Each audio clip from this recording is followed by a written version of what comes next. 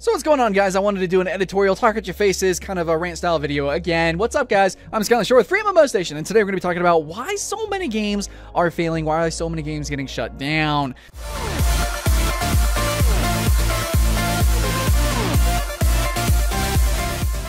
What's really tragic, I think, we're just jumping right into this. I think it sucks that a lot of these games that are being shut down are kind of like B grade. Okay, when I say B grade, I mean like they're not AAA, obviously. I think there are going to be some AAA free-to-play games. I think there used to be, or there was potential. Like Tribes Ascend, Blacklight Retribution, they had the potential to be AAA free-to-play games. I think we're going to have games like Gigantic, Overwatch, maybe Paladins. League of Legends now is a AAA free-to-play game. But holy shit, dude. Like, there's so many games that have come out that just haven't really reached where they should have reached, okay? There's a lot of games, like Rise of Incarnates recently was also just denounced, man. Like, it's being shut down. We actually did a lot of videos on Rise of Incarnates. It's a pretty unique game in the free-to-play space for PCs. We don't have many fighting games on PC, and there's, like, barely any fighting games that are free-to-play, and let alone, it was a 2v2 fighting game. For where it was, for the genre, the niche that it filled, it absolutely did fill it. So even if it was a shit game, we would expect it to at least be able to persist a little bit, at least exist, because there actually was people playing it. It's only a 2v2 game, even though, like, at non-peak hours, I was still able to find games pretty quickly.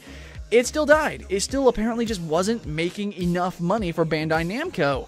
Let's see, we got games like Jagex, or companies like Jagex, which was actually made two games, which I guess kind of failed. I say kind of because Block and Load failed as a buy-to-play, and it had to go free-to-play, but Transformers Universe got shut down entirely, and that was, I would say, the same quality, the same level of polish in the magnitude of creativity as Block and Load. And, of course, we had Dawngate from EA. Actually, we had a lot of games from EA. But maybe you guys are seeing a pattern here, is that all these games that are being shut down before they've really come to fruition, before they really got a chance to get out there and actually strut their stuff, actually have a persistent community, well, it's because these games are being developed, or at least published, definitely developed by and published by really big companies. Yeah, and they just they're not seeing like it's enough work. Like, it's not enough pay for the work that they're doing, because it's a lot of work to actually launch a new game. It's depending on some titles. The more creative the title, like Rise of Incarnates, just like Block and Load, all the games I mentioned actually were pretty creative in their like concepts. It's really hard to sell people, to teach people about that. It takes like a whole YouTube channel dedicated to showing off videos and stuff. These companies just felt like they weren't getting enough return. It might have actually have been, making just like a zero net profit. A lot of indie devs would have just let the game sit like that. Like Tribes Ascend, it didn't get shut down. It literally didn't make any money, but it didn't get shut down. People could still play it. Dawngate didn't even fucking launch. It didn't even get out of beta, and they shut it down. And it's because these big companies are, they're kind of greedy. That's how business works, though. It just kind of sucks, because you see devs like that do Warframe, okay? Warframe was a super fucking niche game. It was really grindy. There was like almost no content when it launched. But because it was a work of love and passion, they just kept adding on to that shit. Like, they just kept going, boom, boom, DLC, free DLC for everyone! New characters, new weapons, new environments, all this crazy stuff, new mechanics, revamping the game constantly and consistently. And you know why? It's because they loved it, and because they loved it, it paid off entirely. The game's now on PS4. It's now one of the most popular free-to-play games out there, especially on Steam. It's a really big game, even though it's still niche, but because it was allowed to prosper, it actually, did prosper. You have to allow it to do so. And these big companies, they just don't care enough, because even if it does actually take off, it's not going to be to the extent that they want. They get so much more money doing other things. And so they're like, why even bother?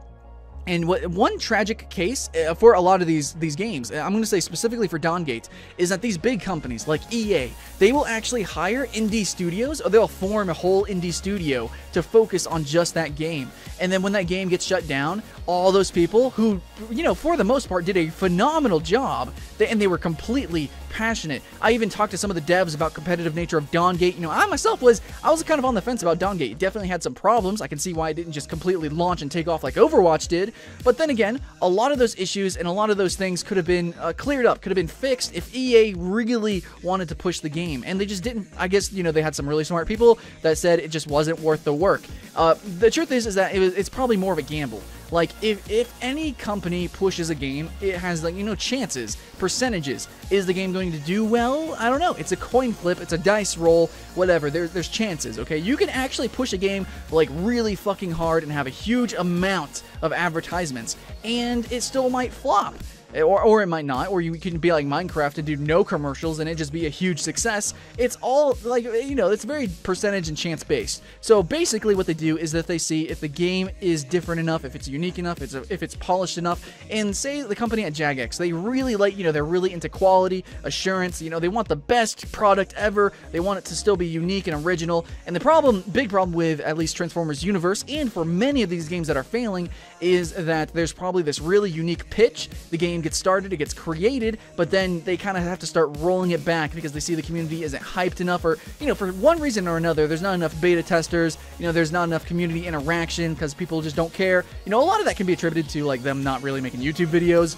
They should probably hire someone like me to make YouTube videos for them. You know, I'm just saying, wink, wink. Anyways, but for one reason or another, they see the game isn't doing well enough. Either it's just like their in-game testers, or if the community themselves is giving a lot of negative feedback. So instead of just polishing out their very original ideas, they start kind of like clumping together these, you know, these usual mechanics. So games that at first glance seem really unique, like let's say Cabal 2. Cabal, or even Ragnarok and Ragnarok 2, you see these games which are just loved by their community, Cabal and Ragnarok, you know, respectively. They have these really awesome, ingenious, like, sort of original, like, origin stories, basically. Like, they could actually expand and do a true sequel to those original mechanics. However, they just kind of slap on a name and slap on a little bit of aesthetic design that kind of is reminiscent of the originals, sort of, not even really in the, you know, in the case of Ragnarok Online 2, and then they just do the usual mechanics that they know will sell. Apparently, it's like, oh, it'll do good, you know, it doesn't take much work, let's just do this, let's kind of copy World of Warcraft or whatever, you know, it worked for them. And no, it doesn't. That, in the end, doesn't work. And a lot of these companies are learning firsthand. That's a big problem. A lot of these games are failing because they're learning, okay? These publishers, it depends on if they're localizing, and depending if they're changing on monetization schemes, like Black Desert is kind of a mess all over the place, holy shit.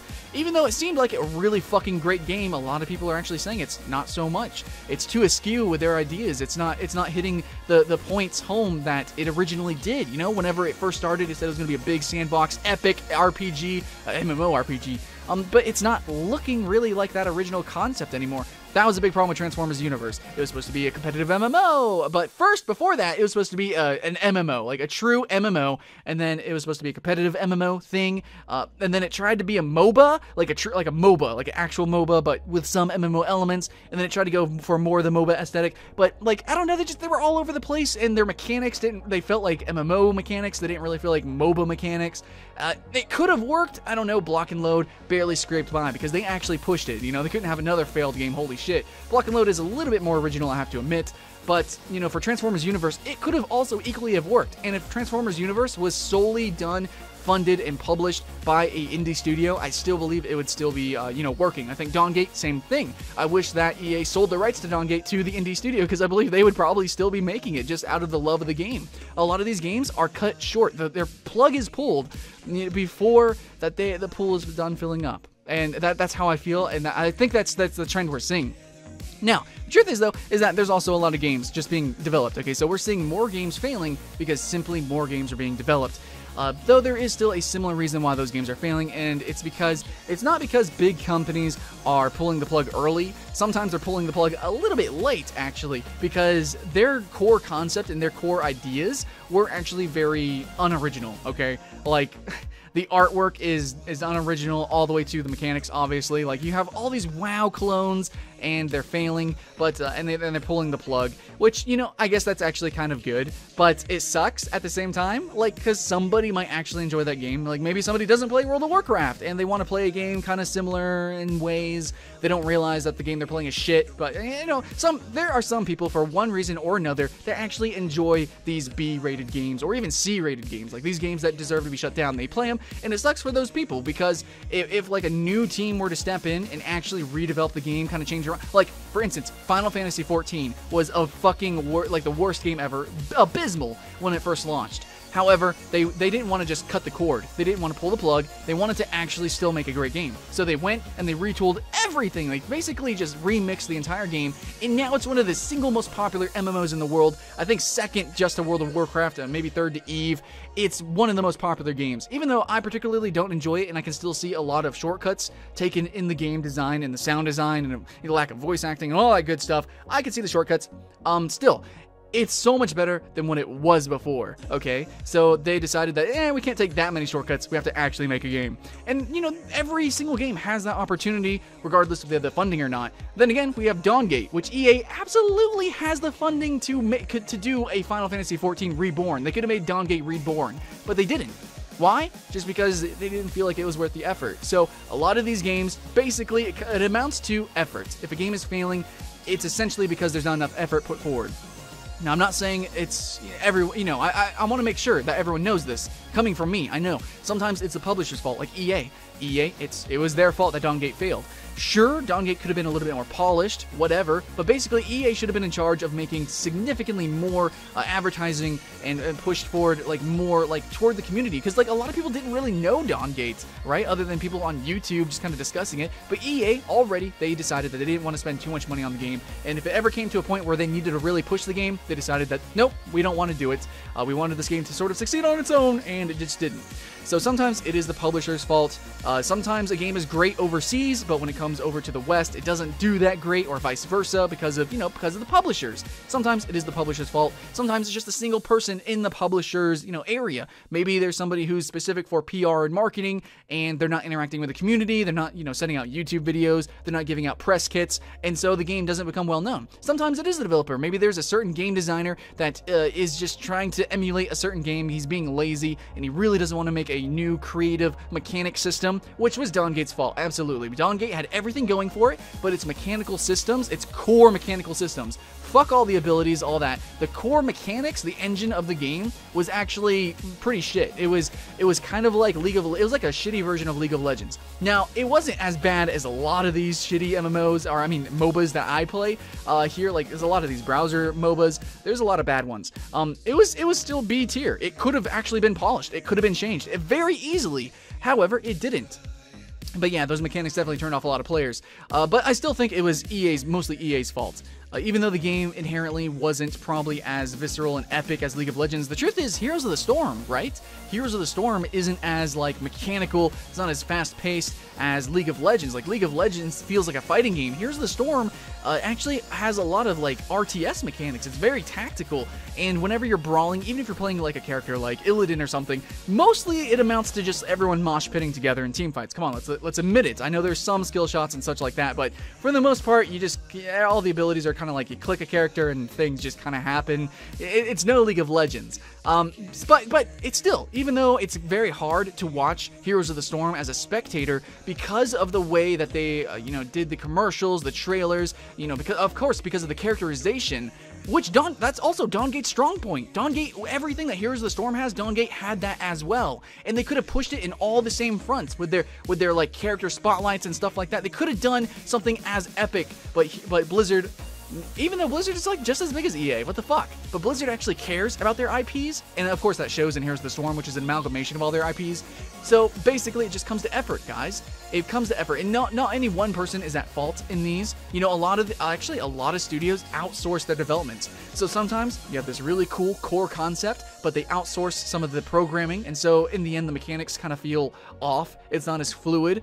So you know, that just happens. Sometimes a game isn't as good as envisioned, and instead of going that extra distance and pushing it, kind of like Rise of Incarnates, Rise of Incarnates, I think, just needed a push. Like, if you pretended that it was in beta, or no, alpha, and that it could actually evolve and get, you know, added layers of complexity, and maybe tweak it so that it's a little bit faster, and maybe add more, like, graphics, post-processing, and stuff like that. Just a little bit of polish from alpha to gold, even though it wasn't released. You know, I'm just saying, pretend it was still in alpha. It could have still turned into a really great game. Give it a year, you know, just like Warframe. The original Warframe, holy shit, totally different game than what it is now. It basically comes down to effort and care. Do they actually care? And of course, that's the people who's in charge of the IP. So Bandai Namco, they were in charge of Rise of Incarnates, and they didn't feel it. And they're pretty smart people. I guess they knew that the characters wouldn't really sell. And I think one problem with Rise of Incarnates was that the characters didn't actually exude a lot of character. They were just like boring as shit. They weren't like Smite, dude. Smite characters have a fucking ton of character. They're comedic. If that's not your thing, whatever, it doesn't matter. It's a ton of people's thing. A lot of people like Smite for their characters because they're kind of funny, you know, and they just want to play that. League of Legends, Overwatch, Gigantic, all these games that focus on characters have a huge amount of character, and so, yeah. So, I mean, I'm kind of ranting a lot, more so in this one than in others, because there's a lot of reasons why games fail, I guess you could say, but it basically comes down to somewhere someone is not putting forth enough effort.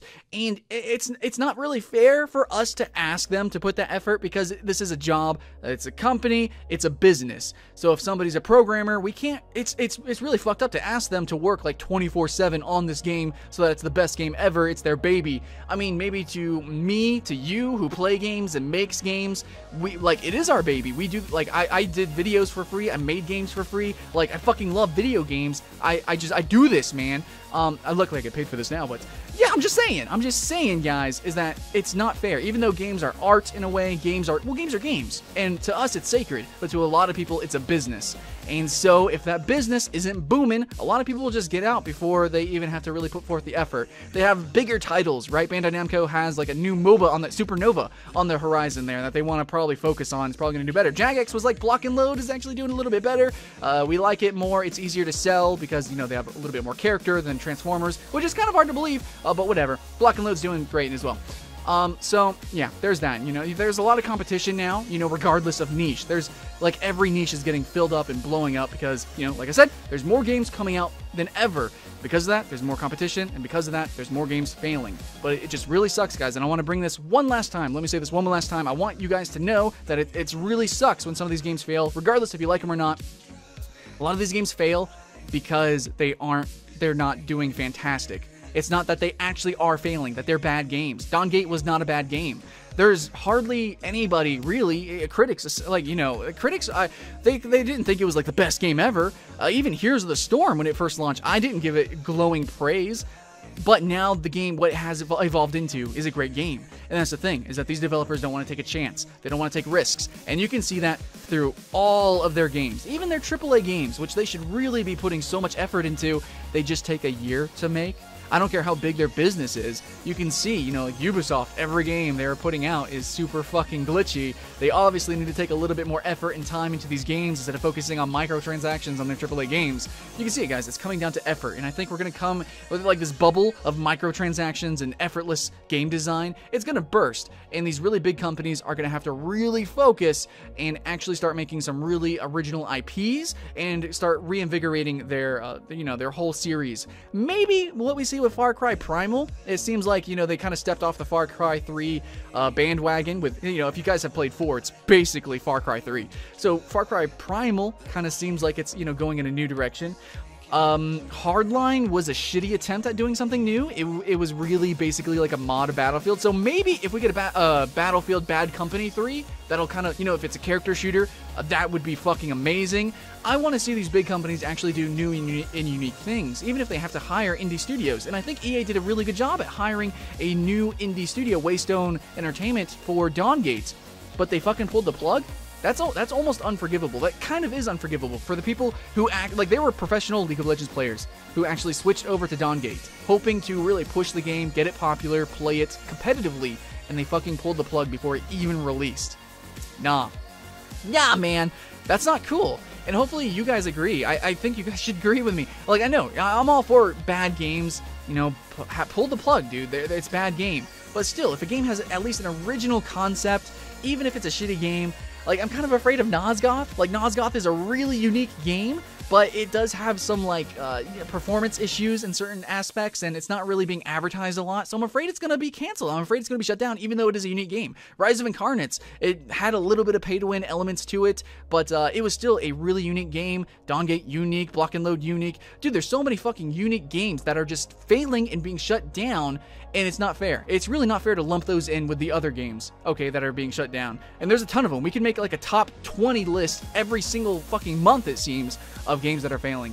And it's not fair to lump the good games in with the bad games, because a failed game doesn't mean a bad game. And that's pretty much the moral of the story here. There's a lot of games failing, it all amounts to effort, and it just sucks, because obviously, some people are putting in more effort than others. The developer putting in a ton of effort, but the publisher's like, nah, fuck you, I'm EA. So yeah, we don't care about your game, actually. We don't care about your community, and what we don't even care about our own community. So whatever, we're just kind of making money. Doesn't fucking...